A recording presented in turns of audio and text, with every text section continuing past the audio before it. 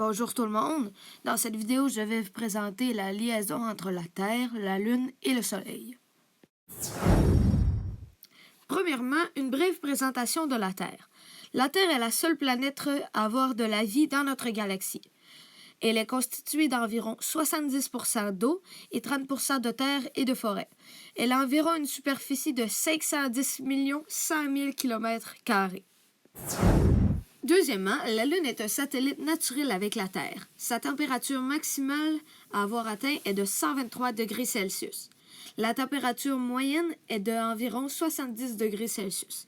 Et sa température minimale, soit un record, est de moins 238 degrés Celsius. Troisièmement, le Soleil. Le Soleil a souvent des éruptions solaires qui causent des météorites en feu qui se promènent dans l'espace à plus de 1000 km/h. Le Soleil a un diamètre d'environ 1 392 000 km². Maintenant, je vais vous présenter l'alternance du jour et de la nuit. L'alternance du jour et de la nuit est causée par les rayons du Soleil. Alors, puisque la Terre tourne sur elle-même, le Soleil ne peut pas couvrir l'entièreté de la Terre. Alors, lorsque nous sommes la nuit, l'autre côté de nous, c'est le jour. Ce cycle recommence à toutes les 24 heures. Maintenant, je vais vous présenter l'alternance des saisons.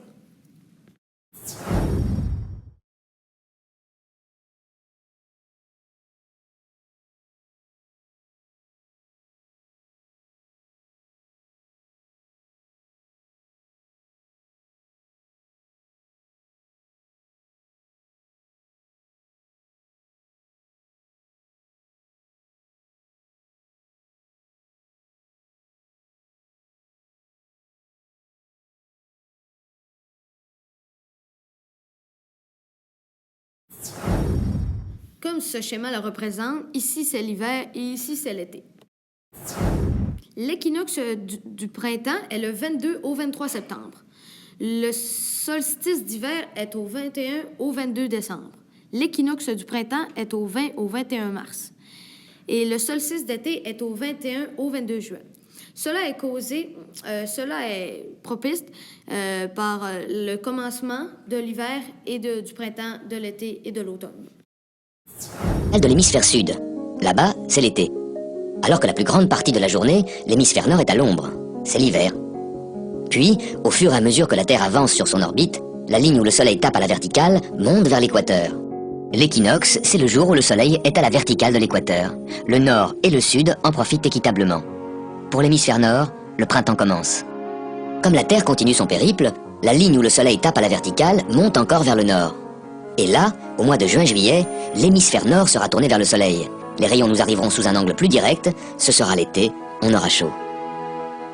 Puis notre voyage continuera, le Soleil redescendra vers l'équateur, le croisera à l'équinoxe d'automne, le 23 septembre, cette fois pour retourner sous l'équateur, ce sera l'hiver.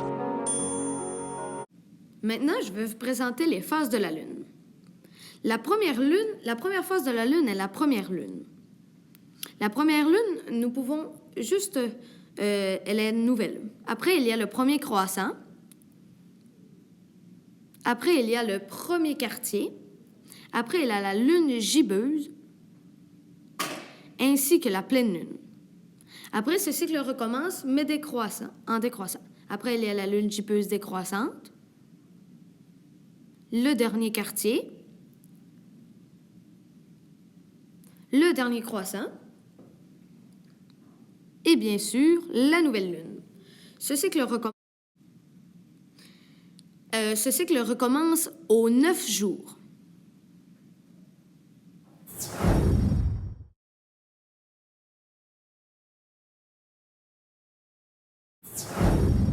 Maintenant, je vais vous présenter les éclipses. L'éclipse solaire. L'éclipse solaire est causée par la Lune et le Soleil. Lorsque la Lune est entre la Terre et le Soleil, elle couvre une petite partie, elle cache une petite partie de la Terre pendant environ 7 à 8 minutes.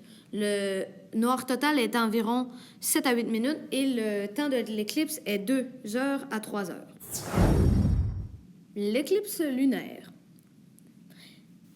L'éclipse lunaire est causée par le Soleil et la Terre. Le Soleil et la Terre font un cône qui projette sur la Lune. Alors, la Lune devient automatiquement rouge. Merci de m'avoir écouté, tout le monde. Alors, on se revoit la prochaine.